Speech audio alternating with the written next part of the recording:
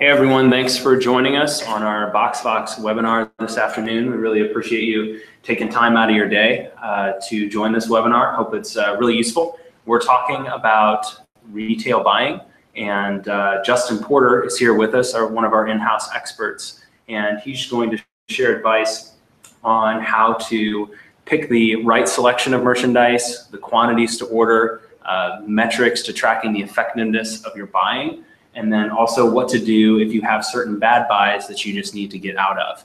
So I'm Josh Cunningham. I handle the customer support and sales here at BoxFox. I'm joined by Joe Van Diemen, who heads up sales and marketing.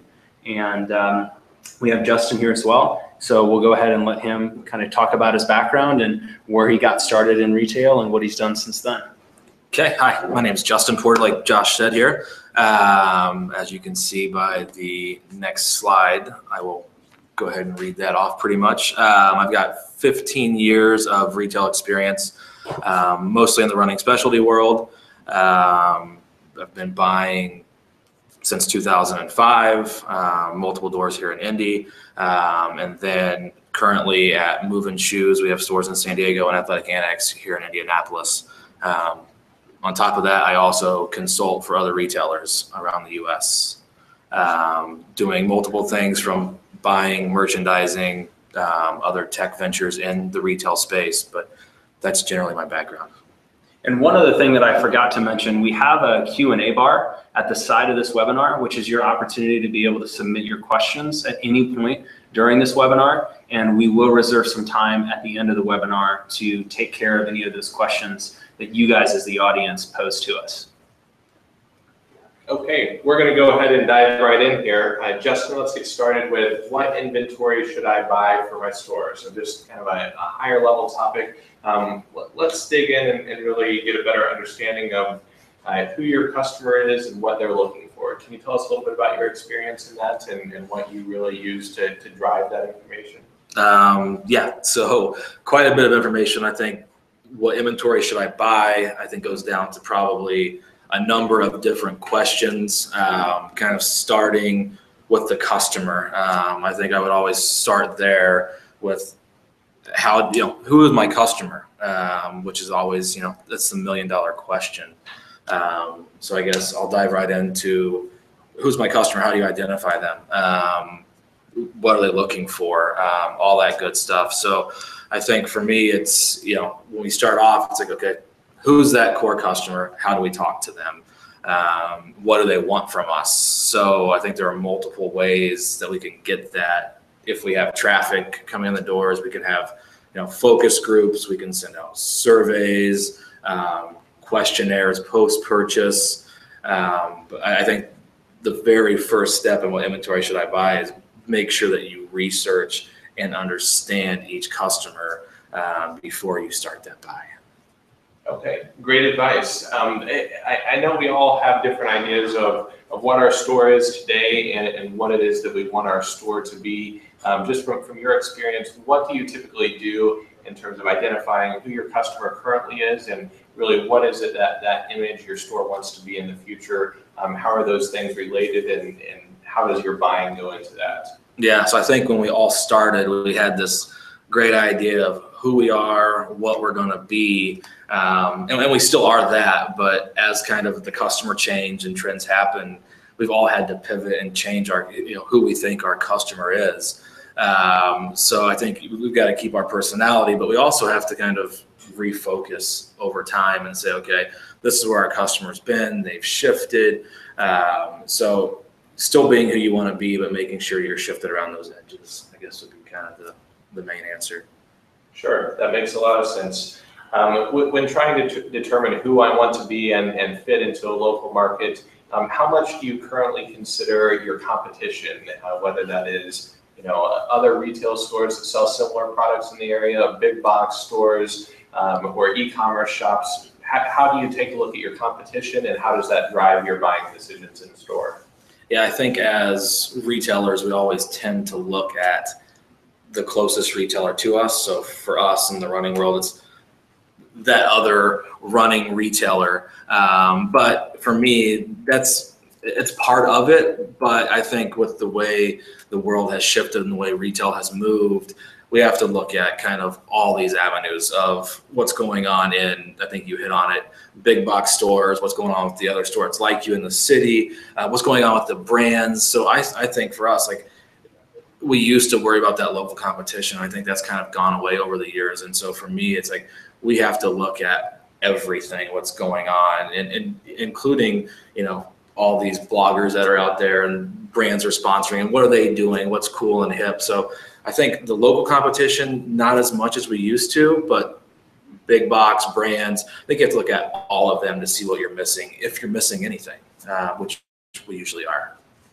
Okay, great advice there. And that leads into the next question in terms of really identifying some of that merchandise that you do carry in your store. Obviously, when you compare, for your instant or for your situation, a run specialty store, how much of that product do you want to be very niche to your store versus other more generic product that you may be able to find in a big box store or easily on e-commerce as well? Yeah, I think that depends on essentially where you're located. I mean, if you've got a ton of big box around you, you probably want to play in some of those brands that they have or not. So I think my answer would probably be along the lines of, you need a mixture of both. Those brands that people recognize, that they trust, that they're going to come in for. But then, to set yourself apart, you also, especially right now, and I'll use apparel as an example, there are more apparel brands out there than we've seen pop up in a long time. And customers are okay and want to look for those brands. So especially on that side of the business, I think we want to be a little more niche. And this whole brand loyalty thing has shifted, and not to say that new customer that we'll probably talk about at some other point, the millennial, they're less brand loyal than what we've seen in the past. So for us, if we remember that, it's an opportunity for us to branch out and not survive on those core 5, 6, 7, 8 brands, and really kind of help ourselves spread our risk across multiple brands and talk to a bigger customer demographic.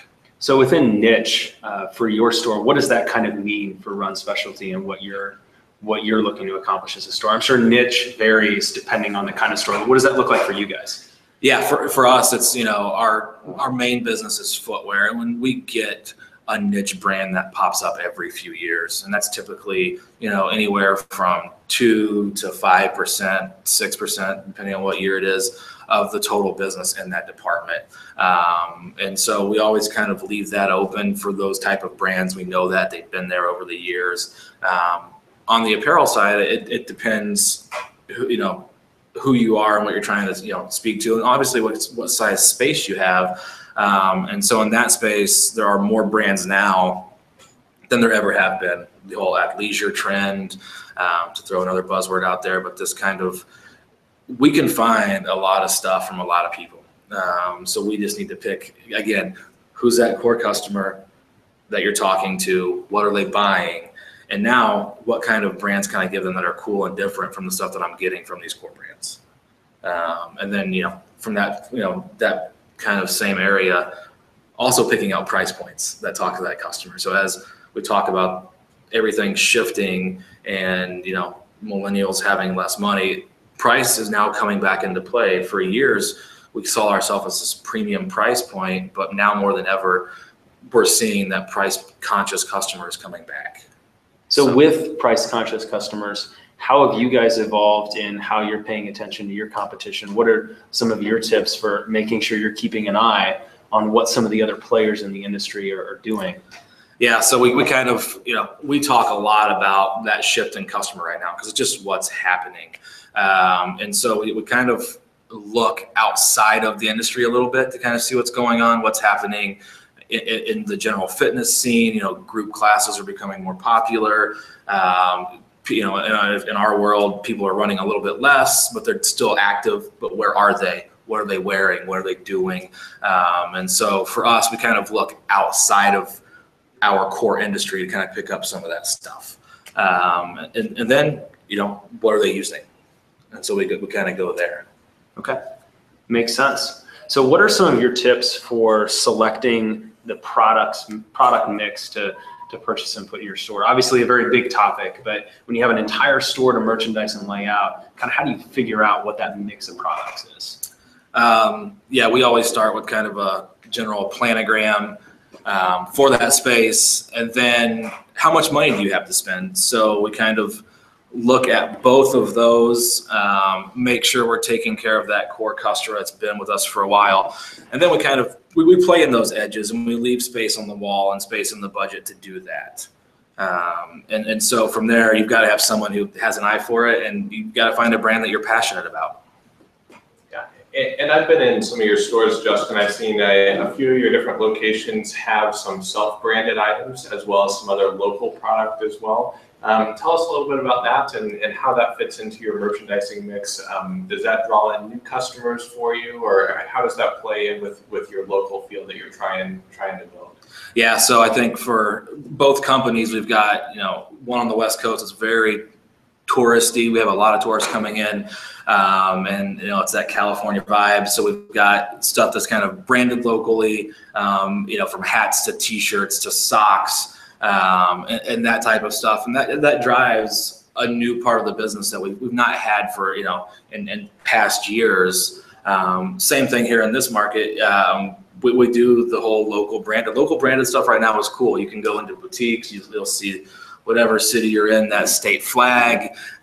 So that's an area. We've got different sayings. We've used images of different cool areas in the city. So that's driven a new part of the business that we hadn't touched on in the past. And that part of the business used to just be like our logo on a tech shirt. And that's shifted is where, cotton's okay. And it's just something fun to wear around. Yeah, that sounds like a great niche for you. We've talked a little bit about this. Now let's move on to how much inventory should I buy? So a number of different topics here around how much inventory you should buy, and I know that's a bit of a loaded question. Can we start by talking a little bit about estimating and planning for a healthy end of month inventory? How much inventory do you need on a monthly basis? Yeah, so I think we talk about inventory. I think the first kind of common misconception is that it's a hard target, which I would always say it's not. It's always a moving target. You're always kind of recovering and moving back and forth. So I think what you need to do is always kind of, it seems very simple, but it's kind of, when you get back to the basics, that's where stuff kind of tends to work very well. We kind of always go back to basics, but make sure that you have, your sales goals by department, by brand, like that you're following that. And then, from there, you want an inventory level to support those sales. That will vary from, size of location, total revenue, cash flow. So it all varies. So to find that good end of month sales, you need to kind of weigh all those factors in, figure out what your target metrics are. And then from there, you now have those numbers. And to get to those numbers, I would say always just take the time and make sure you're touching and looking at those numbers, and that you have a plan to either increase inventory or decrease inventory. That's really kind of what gets you to that number. It's not complicated, but make sure you have a plan if something goes wrong. Sure, that definitely makes sense, and that's great at a very high level. In terms of digging into it a little bit more, what does that mean in terms of reviewing your inventory? Is that something you do, Justin, 3 days a week? Is that something you do once a month? Since it is that moving target that you're trying to hit, I guess, how frequently should a store owner or a store buyer be looking at those inventory levels and trying to manage expectations there? Yeah, I think we can talk about really diving into those, but I think very top line, we have set up numbers based on the time period of the year that we know overall inventory needs to be at. Then you can drill down into it. I probably spend 2 to 3 days a week looking at those numbers, just to maintain stuff. And then there's, obviously you have your revisions and planning for future. So you're probably on average, looking at it at least 3 days a week.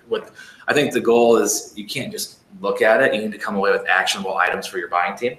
And so that's kind of what I do. I look at it, find some of those places and say, all right, here's some actionable items that we need to do this week. Sure, that makes sense. And when doing that, you have that review that you take, a few days a week. How do you build in additional information, your historical sales data, national or regional trends that you're seeing, things like that? How does that kind of accompany the data that you're seeing real time there on a day-to-day basis? Yeah, so I think you touched on it. For me, we talk about historical data that we have in our POS system, national trends, et cetera. My kind of rule of thumb is gather as much information as you possibly can from every source that you possibly can. There are plenty of reporting agencies out there that give great data, talking to other retailers. And so I kind of start there, generally what's going on in the world that we're living in terms of retail. If it's retail in general or channel specific, I really kind of try to figure out generally what's going on out there. And then match it up to what's going on with us. So pulling historical data.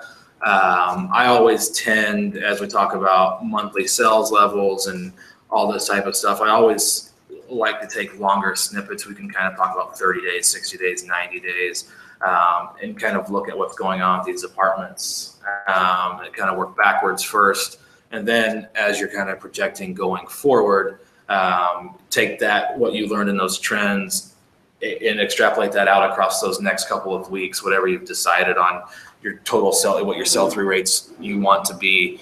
And then, so that's kind of for the day-to-day stuff. When you're writing, futures orders, which most of us are right now, or wrapping up hopefully shortly, I always start with the historical data, and then kind of look at what's been going on in the recent 90 days by model, by department, to kind of help forecast what's going forward. Sure, that definitely makes sense. One area that you didn't touch on it in terms of a source of information is your vendors. Obviously, your vendors, you work with them on a very regular basis, and they have their own initiatives in terms of trying to promote their own inventory and trying to get you to buy more of their merchandise. How do you utilize them as a resource, really? And how much do you believe them versus how much you need to write them off in terms of what type of growth to expect? Obviously, some great industry knowledge there, but how do you know what to leverage in that way? I usually just start off, I talk to my reps, national sales managers, whoever it is, frequently, and always ask that question: what's going on out there? What are you seeing? What are you hearing? Just so I can kind of get that general view. And with us, it's great because, where the reps are based out of, or in different parts of the country. So that kind of helps me get a feel for what's going on nationally. But I lean on them to kind of see what's going on with their businesses and generally kind of what's going on in the channel. With their key initiatives, they're very open and honest, and we make those decisions. But the more data you can collect, always the better. Whenever you're talking regionally with different reps, are you looking at across the country, or are you more focused on your specific region? Kind of how far do you consider that? Yeah, so I think, now mostly our reps on the ground here understand what's going on in the region. And I have the ability where we have some reps that are in different areas because of how our businesses are set up. But I really lean on them for the local data, and then have them ask for that kind of that next tier and what they're talking about internally, just so we can see what's going on. For the most part, kind of locally, and then if we need more information, we kind of go a little broader. What are some of, just when it comes to kind of buying the amount of inventory to purchase, what are some of the common mistakes that you see people make? Just quick ones off the top of your head. Buying too much, buying too little, not planning, not having the metrics on, that they've defined metrics for a healthy business, just generally. Generally? Yeah. Okay. Yeah. So when it comes to estimating your monthly sales levels, can you talk a little bit about that, about kind of how you project those going forward, and some of your tips around that? Yeah, I think we kind of brushed on it just a little bit, but kind of pulling, 45, 90 days, kind of trailing, seeing what's going on, and really diving into what's causing the trend of being up, being down, being flat. what's going on there, talking about it by department, and then looking at going forward at historical sales data going forward. And it's a guess. It's always a guess, but an educated guess usually, what's going to happen. And if, we revisit this every single month as we kind of sit down and I give the buyers their budget for the month and all that, and we touch on it and say, okay, well, here's what it is and here's why. That's based on your current inventory level, what sales are planned to be, and what we need to come in to support those sales. So go back 90, figure out the trend, look forward, depending on your metrics, X number of weeks, and then extrapolate things out from there.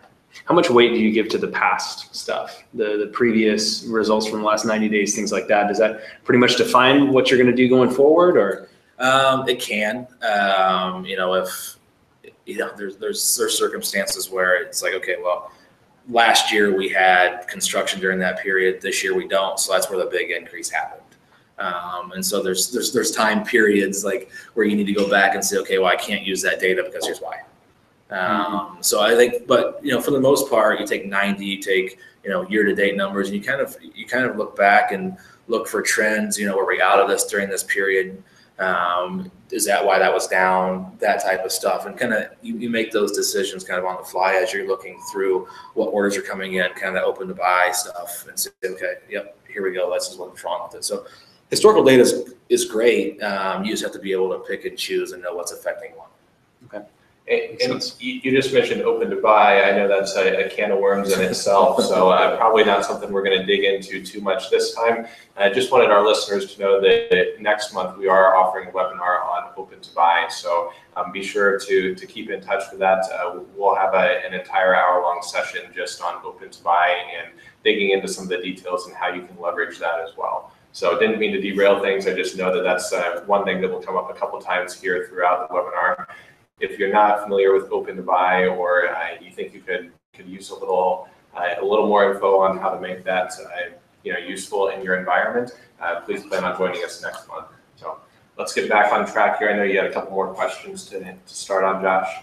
Yeah, so Justin, so I'm a retail store and I'm anticipating that I'm going to have a growth in sales, going forward over the next year. What are some of your suggestions on how I should account for that in my kind of sales calculations? Obviously, it's all based on a lot of speculation, but can you help make that a little more concrete?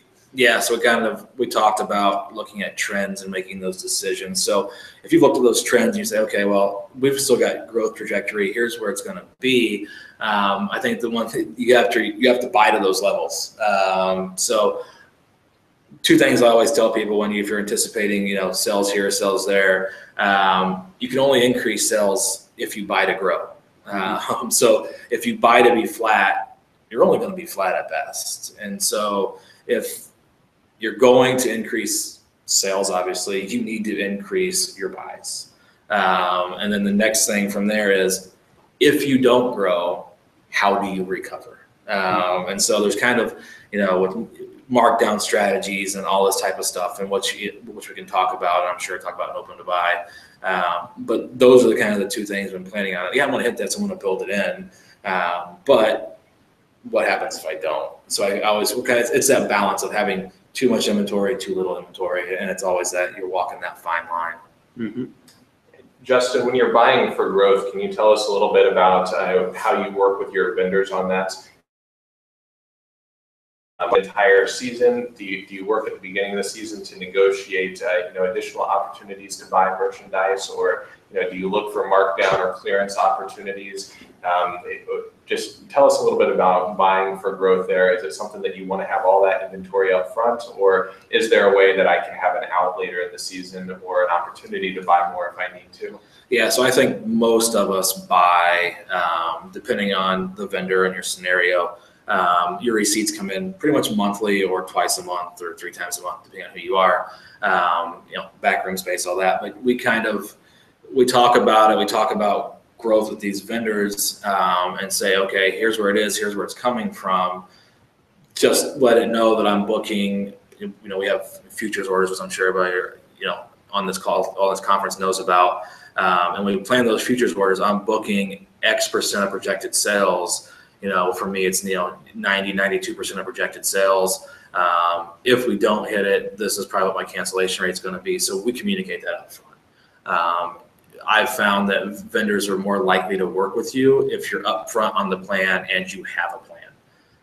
And so you communicate that. You talked about the back end. If it doesn't work, if you're communicating, hey, we're going to do this, we're taking chances here, here, and here, which we agreed upon. If this stuff doesn't work, we need to figure out a way with markdown dollars or just, return to vendor to offset that. Yeah, definitely. That makes sense. Going along the lines of that, in terms of striking that balance of ordering too much and ordering too little product, tell us a little bit about that, maybe even from the front end, the retail operations of your store. How do you know if you're missing sales because you didn't order enough? How do you work with your sales associates to capture that data and say, if we would have had this size or this color, more of these items, these probably would have sold?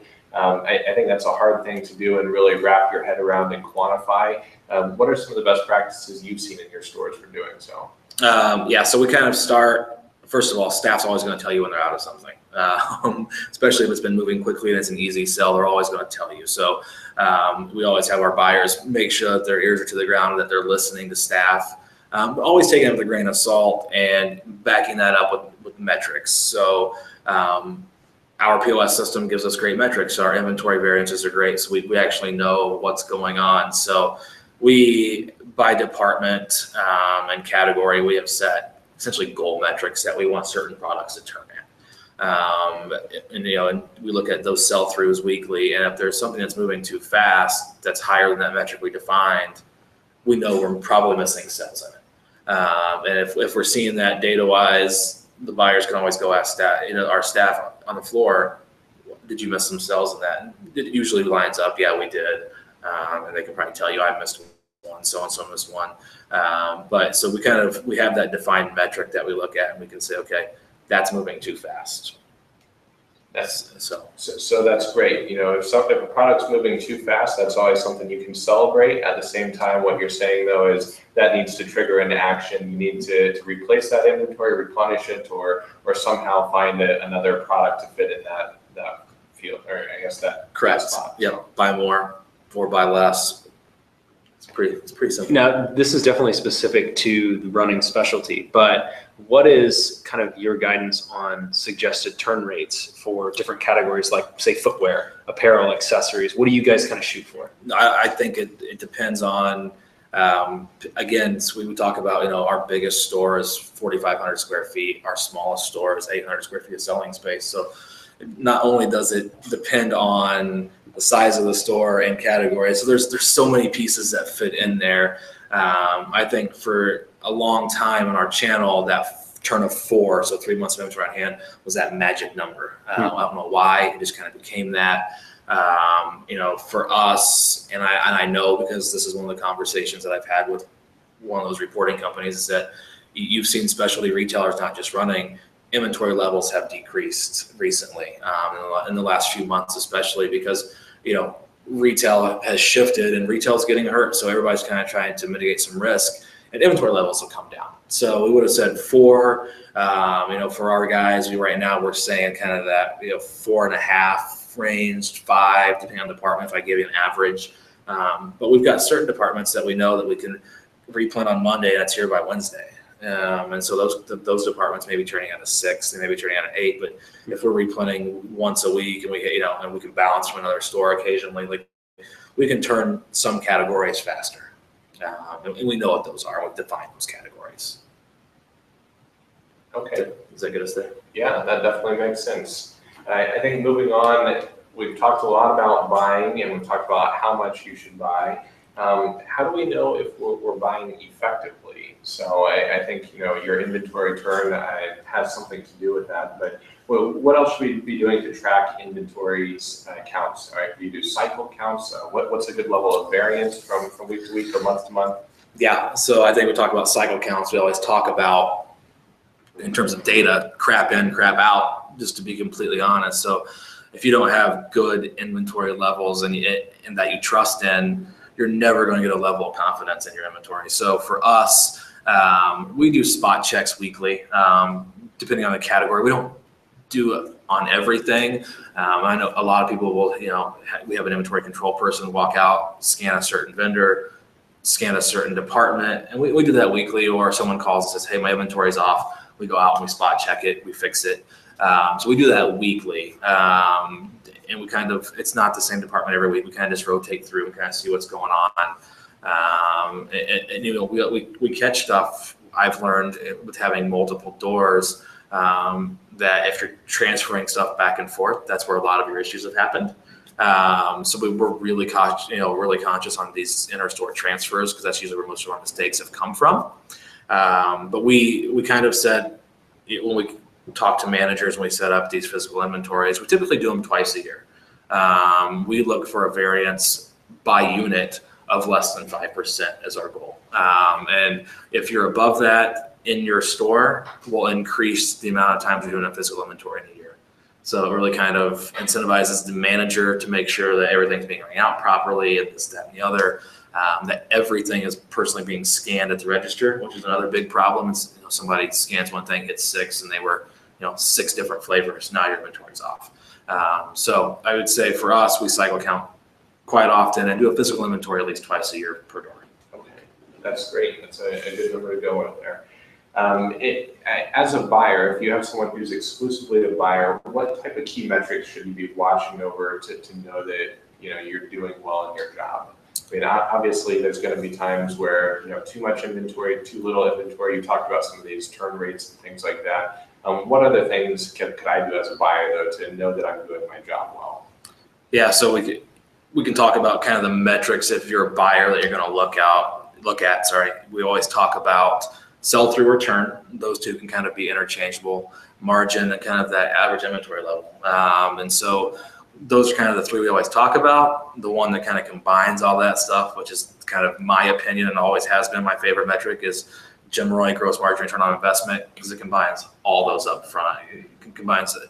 So for me, that's the one number that we look at, and you know, because you can sell through stuff faster at a higher margin or a lower margin, and it can kind of change that. So ROI is kind of the golden child of metrics that we look at. Okay, well that definitely makes sense.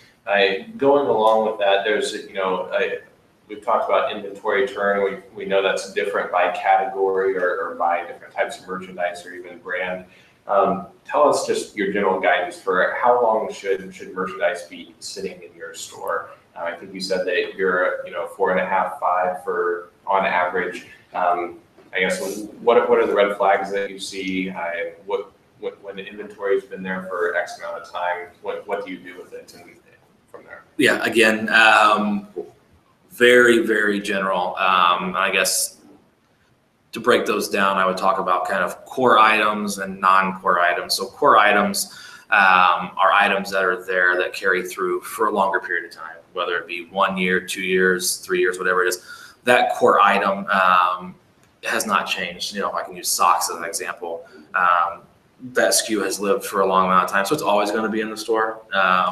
But for those core items, when they are discontinued and shifted into a new, those should not last any longer than 30 to 45 days. Like, you should have been marking those down, and you should be out of those by time or close to the time that the new stuff comes in. Okay. The other one I would call non-core items. Those are seasonal items. Those are things that are coming in once, they're going away. You know, it's best example, that's going to be apparel, kind of niche seasonal stuff. That typically lives at about 60 to 90 days before it hits markdown cadence. And so for us, we define, you know, apparel, which is, you know, probably if you're a specialty store of some sort, outdoor, running, whatever it may be, apparel is your biggest presentation. It's not where all your dollars are usually. In some channels it is. But for us, that stuff needs to cycle through. We're in small spaces. We're competing with big retailers. So we need to be fresh. We cannot let our products sit there for very long. So for me, that's 60 to 90 days on that non-core stuff. And we mark it down. We have an aggressive markdown cadence. We're not married to any of our stuff. We don't fall in love with it. It's a business decision. And if it didn't move through in the rate that we needed it to, mark it down. Let's get it out. Let's move on. That makes a lot of sense, Justin. Related to that apparel, especially the more seasonal type things, I guess what does seasonality and weather have to do with that for you? When you have a warm winter, or you have a cool summer or an exceptionally hot summer, do you change your mindset for that? Do you put some different numbers, or do you let those trends that you're seeing really take over and change your markdown cadence? Yeah, if I only knew every year it was going to be a mild winter or a warm winter, that would have been awesome. But no, for us, you kind of, those are the hardest items. And I think anybody that's in retail can tell you that it's, when do I get out of those? When do I mark those down? Because all of a sudden you mark them down and all of a sudden you got an extra 2 months of winter. But for us, I always try to tell, our guys that, hey, when you mark it down, the best time to mark it down is when it's in season. And so if we mark it down early and we miss, that's fine because we're clean at the end of the season. The last thing we want to do is to box up stuff and put it in the back room. That just ties up cash. So for us and that seasonal stuff, it's all about being clean at the end of the season. Nothing goes back into that back room. Okay, that's great advice here. I think one thing we had already touched on a little bit, but maybe it'd be worth exploring a little more. What's that tolerance level that you have between your projected ending inventory and the inventory that you actually end up with at the end of the season? So I guess it sounds like no inventory is the right number, so there's very little tolerance in your case. Yeah, I think it goes back to that. It's inventory and sales are kind of this ebb and flow. We're watching it very closely, and we want to be, really close at the end of the month, but also with the understanding that, hey, if something didn't go right the previous month, you have 6-8 weeks to catch up, and so we're gonna play that catch up game at some point. So it's always a moving target. If you miss it, catch it up in the next few days, or weeks, or whatever it is. Sure, that definitely makes sense. We've talked about it a little bit, and like you said, you want your inventory cleaned out of it by the end of the season for a lot of those items. What happens if you do make a mistake and you have a lot of leftover inventory and you're already well into the next season? What do you do with that product so you can buy new? Oh, none of us have ever made that mistake, first of all. But yeah, so it's a problem. I kind of try to tell myself and our guys to get ahead of it. So if we're seeing some issues that we're gonna be overstocked at the end of the season, let's get ahead of it with our vendors. Let's talk to them, start having the conversation of, hey, we're overbought, here's what's going on, we've marked it down, and we're still not getting through it, can we figure it out? So I think vendor swaps can help, not that they want the product either. Increasing your markdown cadence so you get out of it faster is a great one, but at some point, a dog is a dog is a dog. You're not gonna sell it. And so again, we look at, I think the hard part is I've paid money for this product.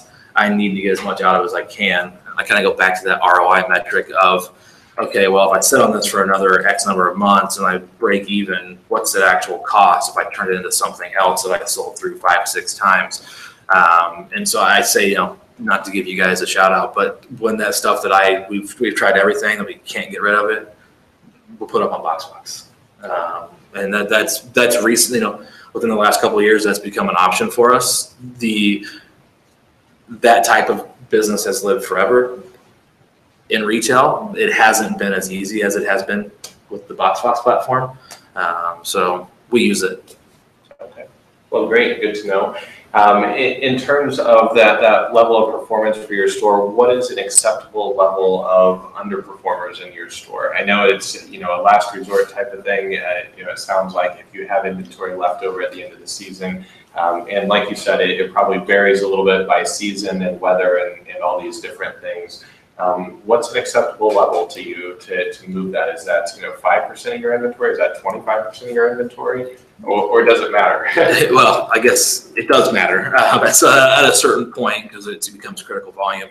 But for us, we always kind of plan on roughly that kind of 10% of our inventory being marked down. And so knowing that it's probably going to hit 15 at some point, and then even higher in certain seasons was the product we talked about that was seasonal.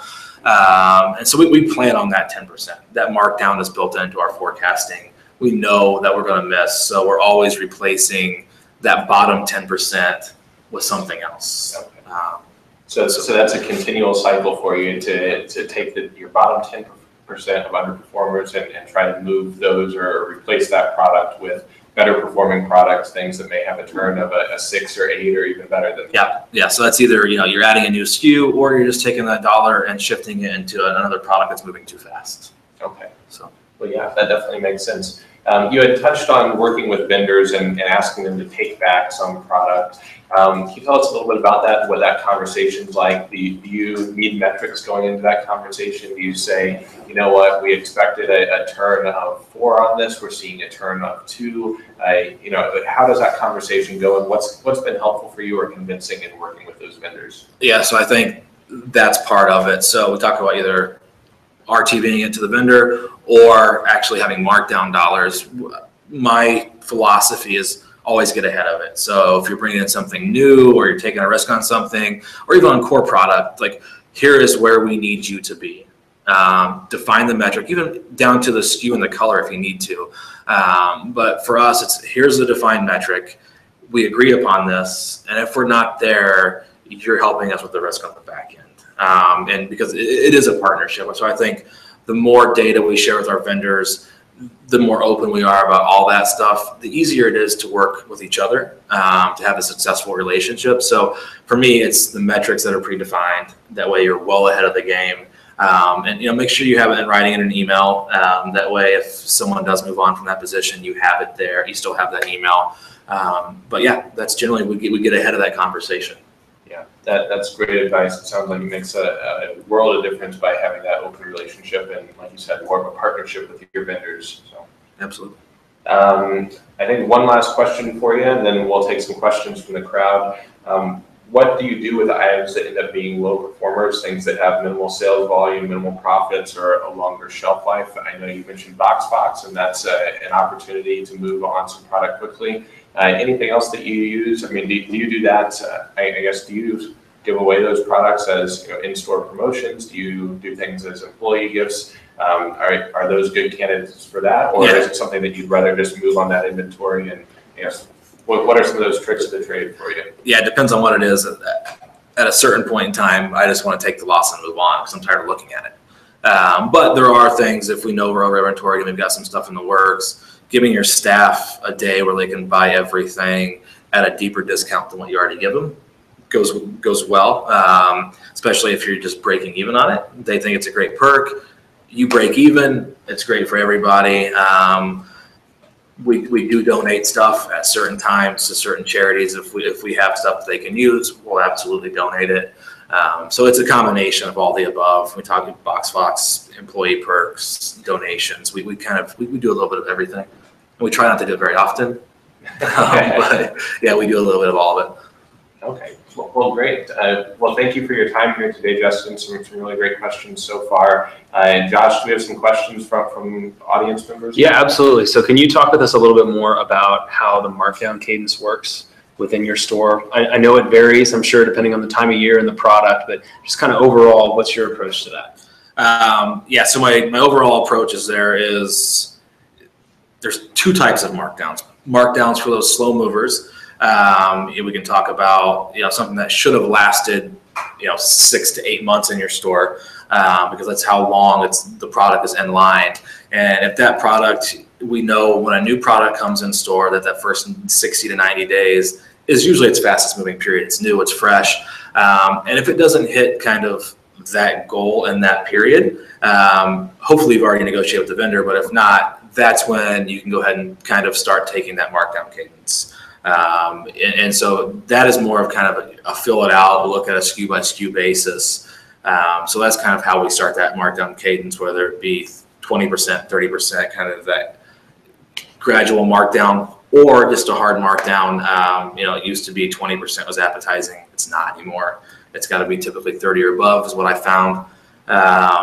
And then there's that stuff that I would call it that's got a hard markdown, which is it came in on this date. I want to be out of it by this date, that I'm not replenishing because I just want to reset that space. And so that's got a hard date, and that's usually a collection or an entire brand or whatever it is. But within that brand, you could still also have some slow movers that aren't hitting. So those could also fall into that, hey, I need to go ahead and get through this faster before the rest of it catches back up on that markdown cadence. How is what you've been doing with BoxFox kind of fit into that Markdown cadence? Your BoxFox usually gets it after that Markdown cadence is done. And so for me, we've maximized it for the amount of time we want to maximize the profits for. Okay, now let's see what we can get out of it. If that price works, let's just get out of it, because at this rate, it's going to take us 4 months to get clean, or I can be clean by the end of the week. So we throw that in there and look at it. Okay, well, if I can make this, it's the same return on my investment. Like, let's just get out of it. Makes sense. So what's your approach to buying closeouts? Are you very active in that? How does that kind of fit into your overall merchandising? So yeah, we do. I don't think it fits right now. It doesn't fit into kind of our daily process. I don't look for closeouts on a weekly basis. We have typically 2 sales a year, and I buy closeouts for those to offset some of those slow movers. And so historically, you know, we used to have a previous life at a different company. We had a massive Labor Day sale, and most of that was all bought for. And so that's where you can kind of have that clearance and talk to that customer, but not sacrifice margins. So we do look for it usually twice a year, right around the same period of time every year. And then when it comes to sales, every store kind of seems to have different philosophies on this, but what's your approach to clearance inventory and that potentially competing with your full price items?